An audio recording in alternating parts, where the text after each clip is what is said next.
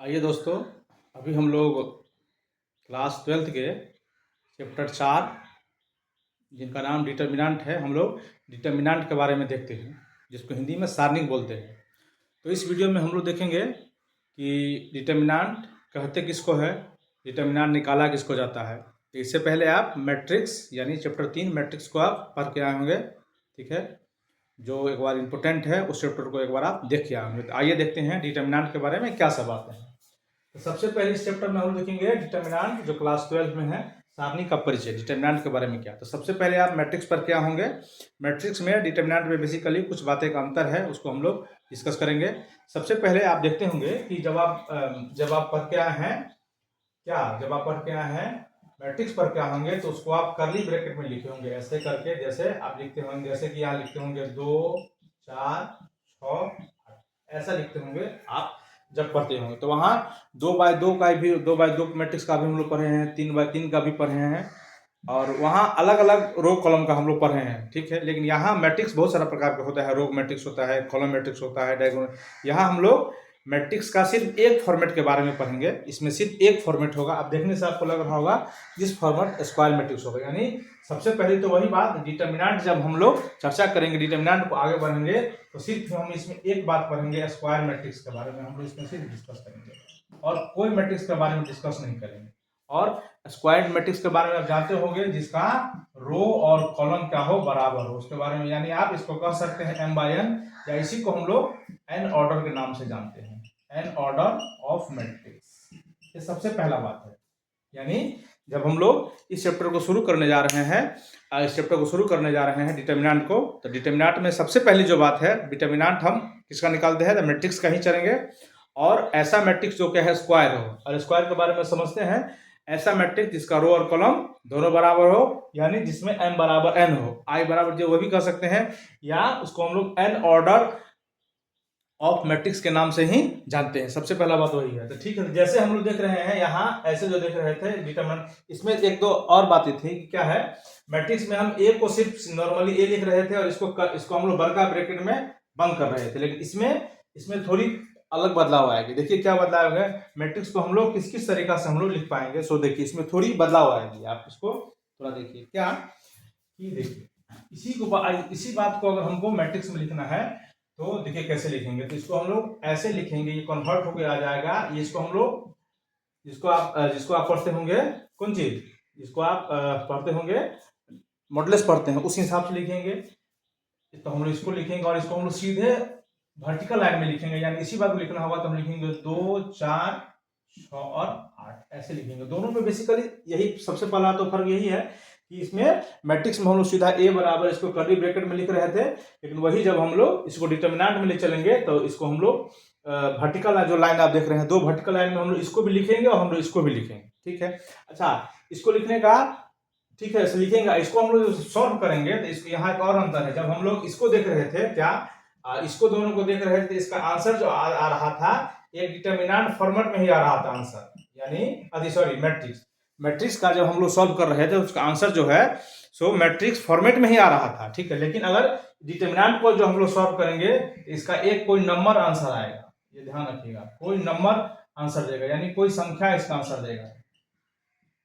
ये बेसिकली, वैसे इसमें और बहुत सी अंतर है, हम लोग उसको धीरे धीरे देखते चलेंगे। ये पहली बात। दूसरी बात देखिए कि डिटर्मिनेंट लिखने का कौन कौन तरीका है, डिटर्मिनेंट हम लोग कैसे कैसे लिख सकते हैं, ठीक है। डिटर्मिनेंट आपको सिंबॉलिकली जब मौका आएगी, तो डिटर्मिनेंट को 3 तरीका से लिखा जा सकता है। डिटर्मिनेंट को 3 तरीका से हम लोग लिख सकते हैं, डिनोटेड बाय 3 वे, ठीक है। पहले बात वही कि इसको आप चाहे तो इसको कर्ली ब्रैकेट में बंद कर दीजिए, मतलब कर्ली ब्रैकेट बोल रहे हैं, बड़े ब्रैकेट में बंद कर दीजिए आप, ये पहला है। दूसरा चाहे तो इसको आप ऐसे भी लिख सकते हैं, डिटर्मिनेंट ए, ये लिखने का तरीका है। नहीं तो आप इसे डेल्टा भी लिख सकते हैं, डेल्टा। ये तीनों तरीका है क्या लिखने का, डिटर्मिनेंट लिखने का। सबसे पहले आप इसको जिसको आप वर्टिकल, दोनों को तरफ को वर्टिकल लाइन से भी इसको लिख दीजिए, या इसको डेल ए लिखिए, इसको डेल ए पढ़िए, वही बात हुआ, या इसको डेल्टा पढ़िए।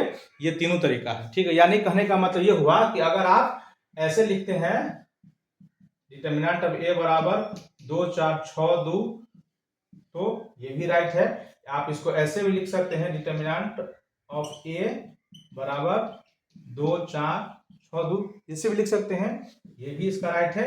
या नहीं तो आप इसको ऐसे भी लिख सकते हैं, डेल्टा ऑफ 2 4 6 2। ये तीनों बात सही है, ठीक है, ये तीनों बात सही है। आप इसको जिसको चाहे आप इसको यूज कर सकते हैं, ठीक। लेकिन हम लोग इसमें इसका हम लोग यूज करेंगे ज्यादा, ठीक है। अच्छा, ये ध्यान रखिएगा, ये मॉडुलस नहीं है, क्योंकि मॉडुलस ये नहीं है, ये मॉडुलस नहीं है, इसको डिटरमिनेंट पढ़ते हैं। तो मॉडुलस और डिटरमिनेंट में क्या अंतर है, आइए हम लोग देखते हैं दोनों में क्या बात का अंतर है। जब भी हम लोग मॉडुलस निकालते हैं, आप जानते ही होंगे, ठीक है, जब भी हम लोग मॉडुलस निकालते हैं, ये सिंबल भी मॉडुलस का है, आप जानते होंगे। मॉडुलस यानी इसका रिजल्ट हमेशा कौन सी में देता है, पॉजिटिव में। तो मॉडुलस जो होता है वो जब भी यहाँ देखेंगे वो नंबर में होगा, आपको नंबर का ही होगा, ध्यान रखिएगा। मॉडुलस जब भी होता है तो क्या होता है, नंबर का भी होता है। देख रहे हैं सिर्फ नंबर, यानी इसके अंदर 5 लिखा होगा, -5 आदि से। लेकिन यहाँ जो हम लोग देख रहे हैं वो हम लोग कौन सी में देख रहे हैं, हम लोग लेटर में देख रहे हैं। यहाँ जब हम लोग देख रहे हैं तो उसको हम लोग लेटर में देख रहे हैं, जैसे कि कैपिटल ए। तो यहाँ इसको जो हम लोग पढ़ेंगे ऐसे, ध्यान रखिएगा, इसको जो हम लोग पढ़ेंगे तो हम लोग पढ़ेंगे डिटरमिनेंट, डिटरमिनेंट पढ़ेंगे। और इसको हम लोग जब पढ़ेंगे तो हम लोग इसको पढ़ेंगे मॉडुलस। यह ध्यान रखिएगा, ये बहुत इंपॉर्टेंट बात है। ऐसा नहीं कि जब हम लोग इसको डीट में लिख रहे हैं कि संख्या में लिख रहे हैं, प्लस है माइनस है, इस सिंबल को हम लोग पढ़ेंगे मॉडुलस। और जब हम लोग इसको कोई इंग्लिश का लेटर दिया हो वो भी कैपिटल में, तो हम लोग इसको पढ़ेंगे डिटरमिनेंट। इसका ये बेसिक है। तो सबसे पहला बात वही है। तो आइए एक दो बात हम लोग और देखते हैं। क्या इसमें एक दो खास और देखिए, क्या था कि जैसे हम लोग निकाल रहे थे मैट्रिक्स चल रहे थे, तो 2 4 6 8 इसको हम लोग सॉल्व कर रहे थे, ठीक है। तो ये अलग तरीका से सॉल्व हो रहा था, इसके तरीका, इसको सॉल्व करने का अलग तरीका है। लेकिन यही बात अगर हम लोग इसको यहाँ लेके चले आए, डिटरमिनेंट में लेके चले आए, अच्छा कैसे समझिएगा कि डिटरमिनेंट दिया हुआ है कि मैट्रिक्स दिया हुआ है। तब देख रहे हैं बड़ा ब्रैकेट में लिखा हो और इधर कुछ नहीं लिखा हो, तो समझिए कि उधर मैट्रिक्स है। और जब भी इसको दो वर्टिकल लाइन के बीच में लिखा हो, तो अब और इसको इधर भी अगर आपको जो सवाल दिया हो 2 4 6 8 आदि कोई ऐसा, आप समझिए ये डिटरमिनेंट है। तो पहले तो आसान वही है, देखिए सॉल्व करना है। तो इसमें ये सिंपल है सॉल्व करने के लिए। तो इसको हम लिखेंगे डिटरमिनेंट ऑफ ए बराबर, इसको कोना कोनी गुना कर देना है, यानी पहले हम लोग इसको गुना करेंगे, ध्यान रखिएगा। पहला स्टेप में हम लोग इसको गुना, इसको ही पहला स्टेप में गुना करिएगा, तब बनाने में क्या होगी, सहूलियत होगी। तब इसको गुना करिए, यानी 8 × 2 बीच में कर देना है माइनस। उसके बाद हम लोग इसको गुना करेंगे, यानी 4 × 6, तो ये हो जाएगा 24, ठीक है। ये हो जाएगा 16 - 24, यानी डिटरमिनेंट ऑफ ए बराबर आंसर हो गया -8। तो देख रहे हैं इसका आंसर जो आएगा तो कौन सी में आएगा, एक नंबर आएगा। देख रहे हैं माइनस में भी हो सकता है, प्लस में भी हो सकता है। मैट्रिक्स का अंतर जो आ रहा था वो मैट्रिक्स में ही आ रहा था, और डिटरमिनेंट का अंतर जो देख रहे हैं से एक नंबर में आ रहा था, ठीक है। तो आइए इससे हम लोग फिर आगे देखते हैं कि इसको आगे फिर अब क्या करना है, आगे